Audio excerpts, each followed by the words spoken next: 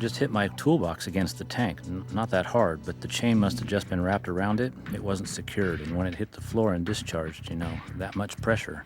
What, some 2,000 pounds pressing against every side, and when there's a weak point, the pressure finds it. It turned into a missile. Went clear through the building, shot 20 feet into the parking lot, and just knocked his legs right out from under him.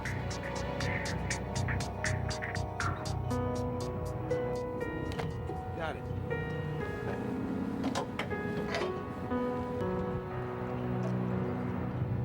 He was feeding me the line, and it must have got wrapped around itself. I was looking down, and I guess I didn't see how high I was holding the cable, and it brushed against the hot line. The second I felt it, I pulled back, but it was too late. I then looked down and, well,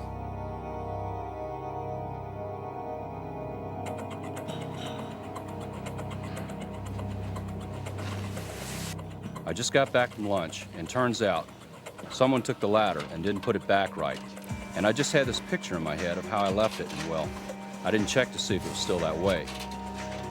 You expect things to stay the way you left them. Why do workplace incidents happen over and over?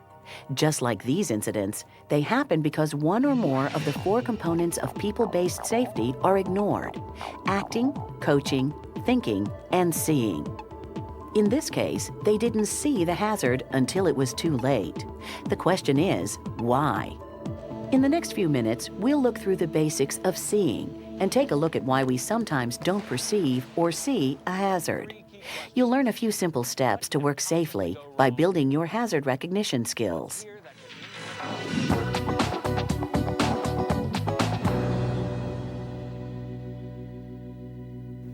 I think a lot about safe behavior when I'm teaching safety at the workplace and when I'm here in the country. So let me tell you about the seeing part of people-based safety. You might think that seeing would be pretty straightforward, right? Either you see it or you don't, but it's not quite that simple. In fact, no matter how good our eyesight, we normally see a very narrow world. Imagine looking through the lens of this camera and focusing on a very small area. Our eyes are like this lens, and most of the time, this is how we see. We focus on one area, and the rest we tune out. Let's look at a few examples. How many of us have done this?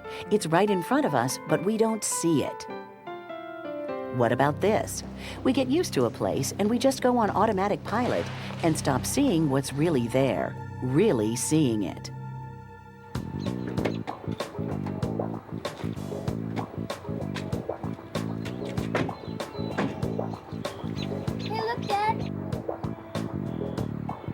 Sometimes we only see what we want to see, like this boy who thought that shiny object in the distance was a silver dollar. How many of us have done this before? Sometimes we see what we expect to see, like this worker who didn't notice his ladder was no longer standing on level ground. In fact, if you put a group of people together and they can all look at the same thing, they may each see something different. I was just coming out of the convenience store over there, and I looked up, I noticed the light had just turned to yellow. The guy in the car tried to beat it, he got T-boned. You bet I saw it. I was sitting right here in my car, and I just pulled over to use my cell phone, and next thing I know, I hear tires screeching, and when I looked up and saw the guy in the car running a red light, and that's when it happened. Well, I was in the restaurant cooking, and we heard screeching tires. And I looked out the window, and I noticed that the light was green. It wasn't the guy's fault. He had the right of way. It's the same at work. Give 5 people a chance to look for hazards on the same job, and you get 5 different answers. That's where teamwork comes in. That's where actively caring becomes really important. We watch out for each other, so the hazard your coworker misses, you point out.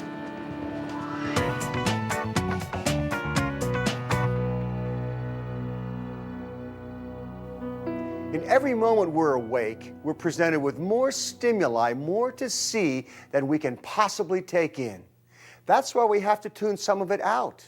In fact, if we actually saw everything in our line of vision all at once, it would look something like this. We'd end up with information overload. So what do? Our eyes actually take in everything, but it seems to pass through some kind of sorting mechanism or filter before it actually registers in our brain and we become aware of it.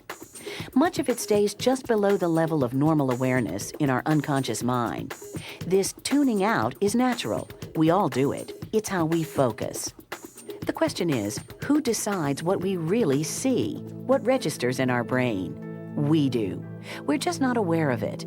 It happens in a nanosecond, and it's based on our experiences, our prejudices, our expectations, even our memory. And that's different for everyone. It's called selective perception. We're selective about what we perceive or see. And when it comes to safety, that can be a problem. Our personal experience, our history, influences what we see. Take these iron workers. There were no OSHA regulations back then, no required safety gear, and no fall protection. These workers didn't perceive what they did as risky. They just figured they knew what they were doing. They were qualified. They'd done it all their lives. This is a present-day work site, and as you can see, fall arrest is required.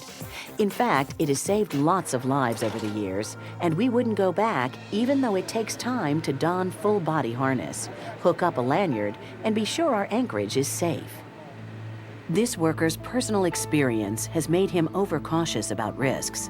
He lost his brother in a confined space incident, so he's not taking any chances. Our definition of risk influences what we see and how we view safety. Risk means different things to different people. This person, for example, has a whole different idea of risk than this person. She's not taking any chances. She's seen too much. Fear and other emotions can also influence what we see or don't see. Take this example. We all know that severe storms can cause a great deal of damage and place people in dangerous situations. Matt is an emergency response worker who is attempting to rescue 2 young flood victims. Chaos surrounds him and a sense of urgency drives him.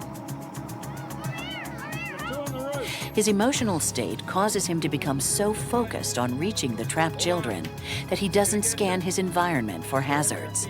Matt doesn't see the downed power line. He leans from his boat to rescue the children.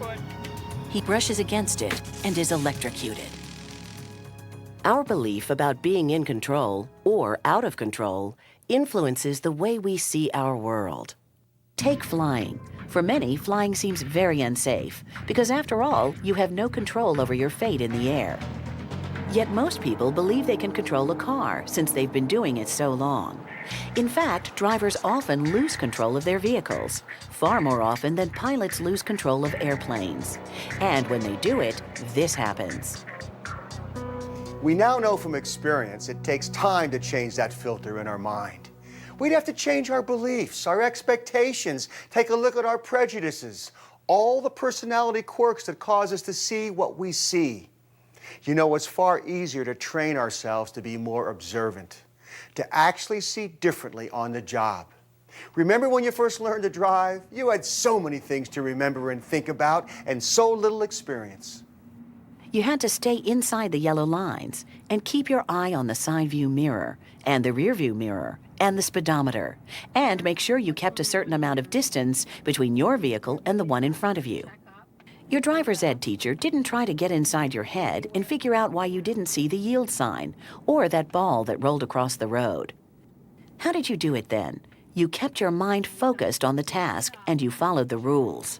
You also learned a new kind of seeing. You learned to switch between focusing what's right in your line of vision and scanning, seeing the big picture, everything in front of you at once. Now, most of us do it naturally. The required driving behavior is automatic and runs smoothly without conscious risk assessment and decision-making. You can do the same when you first set foot in the workplace, at home too. First you scan, then you focus, back and forth, and you keep doing it throughout the day. It's what you need to do to spot hazards before they become incidents. It's called hazard recognition.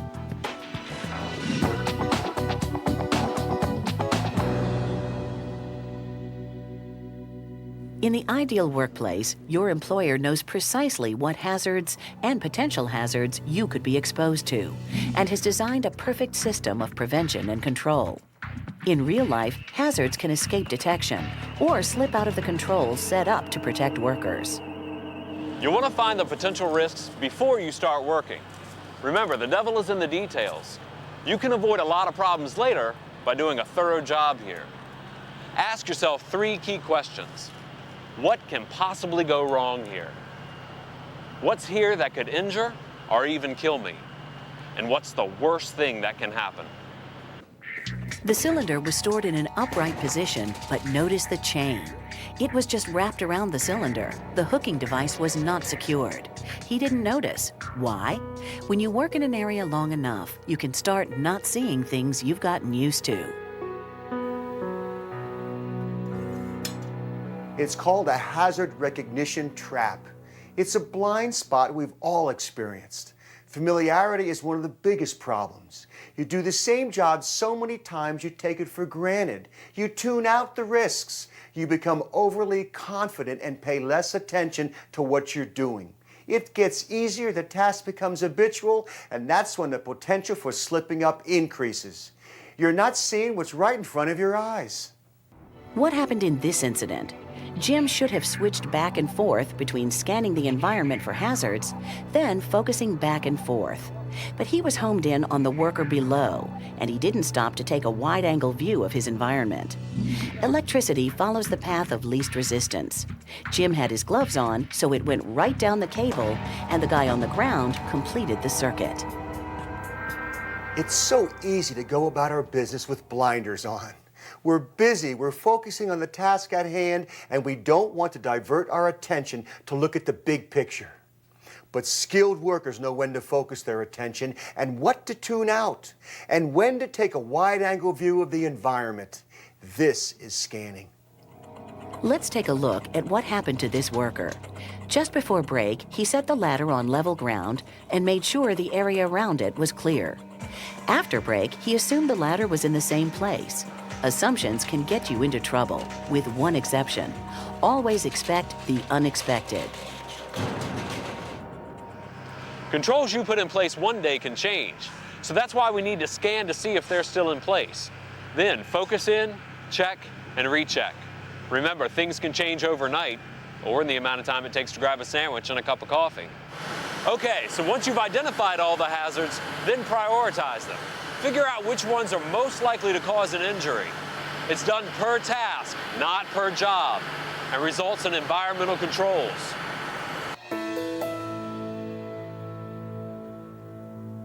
How do you evaluate the risk of a hazard?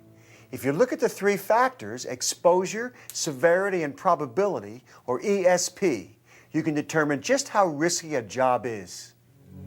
Exposure measures how often you face that risk and for how long. Your exposure to risk is easy to figure out. Each time you perform an at-risk behavior, work around a particular hazard or around others who take risks, you're exposed to potential injury. Take this worker.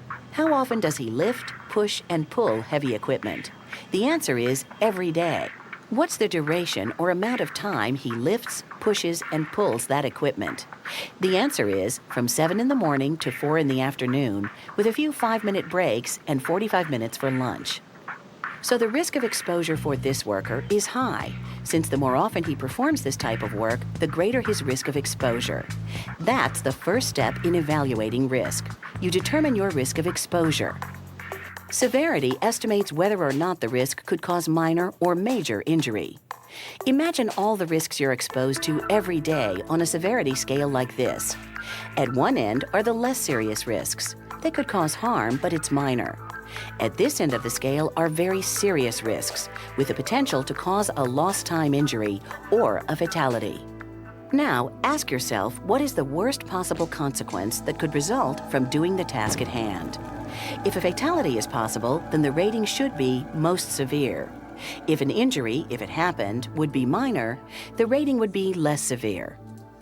Probability is the third factor in determining your potential for injury. Probability estimates how likely it is that the job at hand could cause injury or death. In simple terms, probability is about playing the odds. You may think the odds are you won't be injured, but let's look a little closer. Take Billy. He's just been promoted to warehouse supervisor, and most days he's either talking to his people or doing paperwork. What's the probability that Billy could suffer a severe back injury? Is it high or low? It's low. Many factors come into play when determining the probability of injury. Does his job involve lifting? What is his age, his level of physical strength, and how well does he follow safe material handling guidelines? Does he tend to stay focused on the task at hand, or is he likely to let his mind wander or skip steps? Now let's take a look at Billy's son. His job is stocking racks in a warehouse. In his case, the probability of an injury occurring is fairly high for 2 reasons. His job involves lifting all day long, and he does not follow the rules on safe lifting procedure. Now, prioritize the risk of each task. The higher the risk, the more important it is to take corrective actions or put in environmental controls. Once that's done, pay special attention to safety-related behaviors. Ask yourself, what am I thinking? What am I seeing?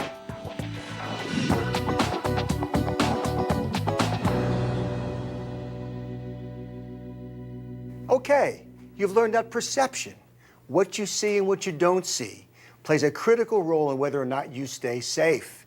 Your eyes can deceive you no matter how good your eyesight. And now you know some of the reasons why.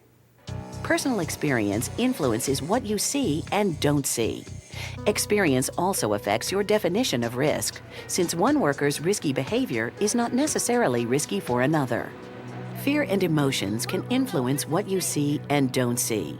So can your beliefs, particularly about being in control or not being in control of your life. But the good news is you can train yourself to see differently, to see past your blind spots and hazard recognition traps, and spot the hazard ahead of time. That's what people-based safety is all about, and why it keeps people safe. You stay alert, mindful, and aware of your actions, aware of that little voice in your head and your perception. You learn to work like you drive. You shift back and forth between focus and scanning, looking at the big picture so you don't miss anything. Bottom line, we all want to avoid personal injury, particularly if we have people, loved ones, who depend on us. How do we do that? By applying the components of people-based safety. Acts. We act safely. We coach our buddies. We talk to ourselves and think before we act. And we are the first to see the hazards. Think about what's most important to you, why you want to stay safe in the first place. Once you know that, it's all about your ACTS. Simple, practical skills we can all use to keep ourselves and our coworkers injury-free.